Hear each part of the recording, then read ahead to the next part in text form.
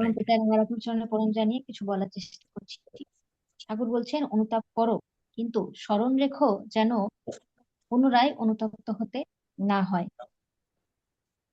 আমরা মানুষ, আমাদের ভুলভ্রান্তি হয়, সেইটা ভেবে তার উপর ঠাকুর যে কথা বলছেন যে ভুল তো হয়, ঠাকুর বলছেন অনুতাপ করো। অনেক সময় ভুল করার পরেও আমাদের অনুতাপ হয় না, আমরা নিজেদেরকেই মনে করি যে আমরা ঠিক, আমরা যেটা করছি সেটাই ঠিক।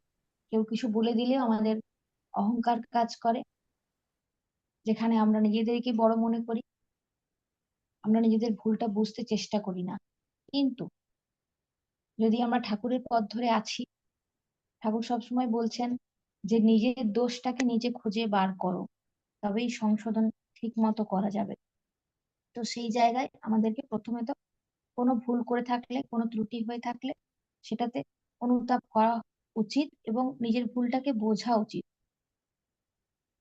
কিন্তু ঠাকুর আবারও কি বলছেন যে অনুতাপ করো, কিন্তু পুনরায় যাতে অনুতপ্ত হতে না হয় সেদিকে স্মরণ রাখতে বলছেন। তার মানে একটা ভুল আমি করেছি, তারপরে আবার আমি সেই ভুলটা বারবার করছি।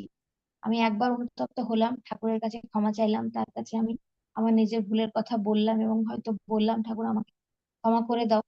এটা বলার পর যদি আমি আবার আমার ভুল জেনে বুঝে যদি আবার সেই ভুলটা করি, যেহেতু আমি অনুতপ্ত হয়েছি তার মানে তো আমি বুঝতে পেরে গেছি যে এটা আমার ভুল।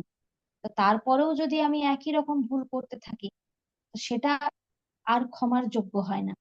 তাই ঠাকুর বলছেন যে তো আবার সেটা আমাদেরকে মনে রাখতে হবে যে আমি যেন আর সেই একই ভুল বারবার না করি।